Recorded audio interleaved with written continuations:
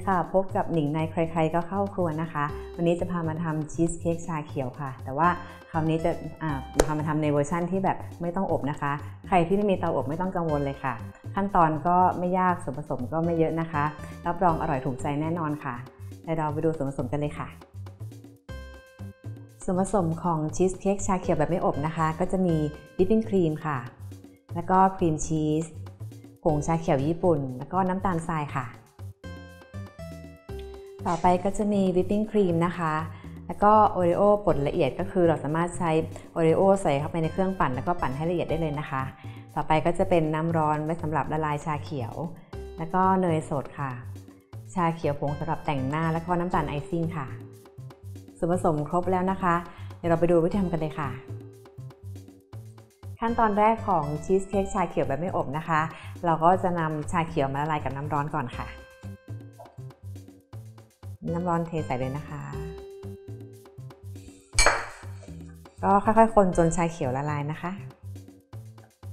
ถ้าเป็นชาเขียวแบบญี่ปุ่นคุณภาพดีก็จะมีกลิ่นที่หอมมากๆเลยนะคะ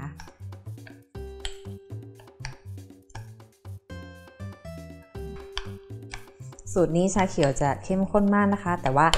จะไม่ถึงกับขมนะคะ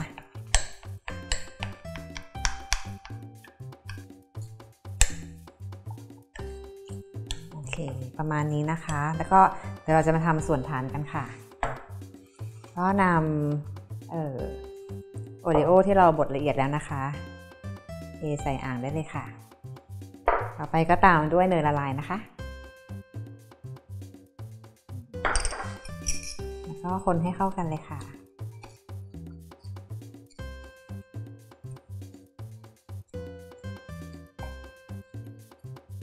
นี่เข้ากันดีแล้วเดี๋ยวเราจะนำส่วนนี้ไปกดลงในพิมพ์กันค่ะนี่ก็จะเป็นโอรีโอที่เราผสมเรียบร้อยแล้วนะคะก็จะมากุใส่พิมพ์สูตรนี้จะไม่ได้กุหนามากนะคะ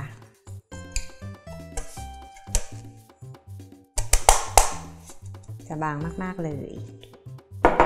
นะคะเราก็จะค่อยกดโอรีโอนะคะให้ทั่วพิมพ์เลยนะคะ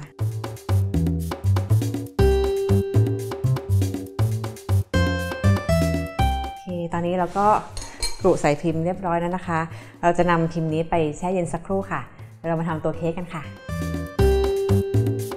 เดี๋ยวเราจะมาตีครีมชีสกับน้ำตาลแล้วก็ใส่ชาเขียวกันนะคะครีมชีสนี่ก็ต้องทิ้งให้นิ่มก่อนนะคะเพื่อจะได้ตีง่ายๆนะคะแล้วใส่น้ำตาลไปเลยค่อยๆตีสปีดต่ำก่อนนะคะ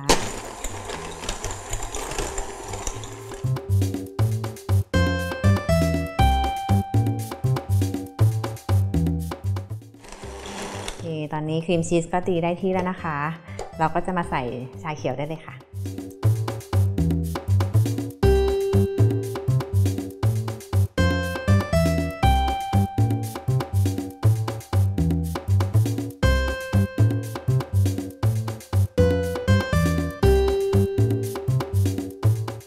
ตอนนี้ก็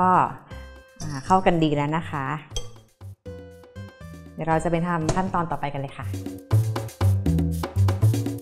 ขั้นตอนต่อไปก็จะมาตีวิปปิ้งครีมให้ตั้งยอดนะคะจะเป็นยอดที่ไม่ได้แข็งมากนะคะคือเกือบจะแข็งๆนะคะ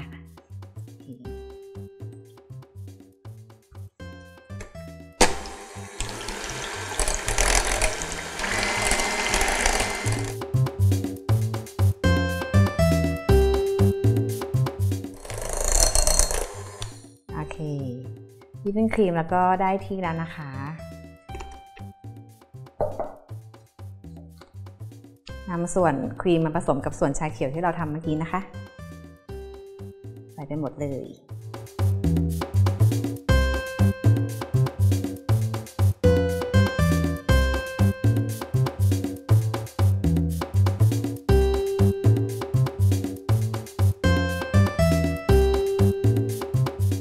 ส่วนผสมเข้ากันดีแล้วนะคะเราจะนำไปเทใส่พิมพ์ที่เราเตรียมไว้ค่ะ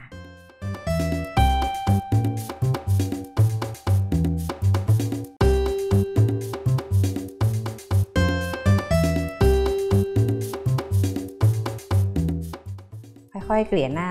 ให้เรียบๆนะคะ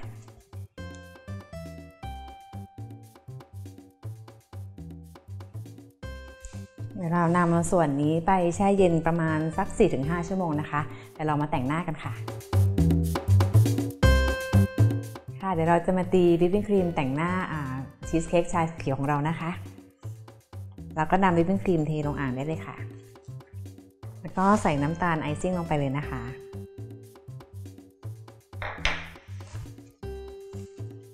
เราต้องตีให้ตั้งยอดแข็งเลยนะคะคราวนี้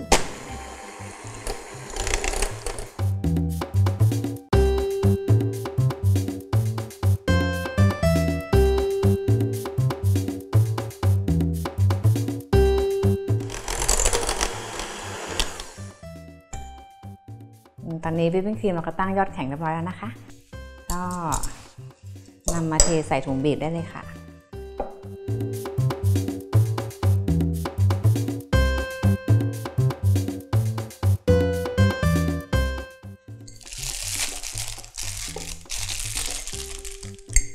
นี้ใส่ถุงบีบเรียบร้อยแล้วนะคะเดี๋ยวเราจะนำมาแต่งหน้ากันเลยค่ะ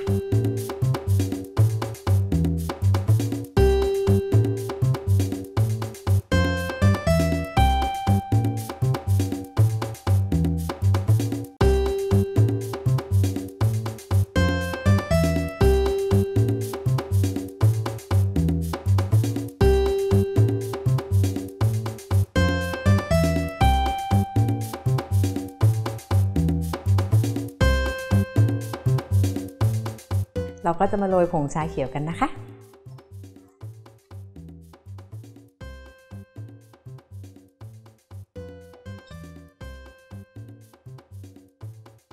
นี้โรยมากน้อยตามชอบได้เลยค่ะ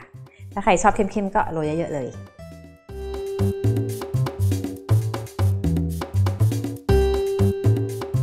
ตอนนี้ก็แต่งหน้าเรียบร้อยแล้วนะคะเราจะนำส่วนนี้ไปแช่เย็นประมาณครึ่งชั่วโมงหรือจนกว่าครีมจะเซ็ตตัวนะคะเดี๋ยวเรามาดูกันค่ะอันนี้ก็เรียบร้อยแล้วนะคะชีสเค้กชาเขียวแบบอบเดี๋ยวหนิงจะตัดให้ดูนะคะ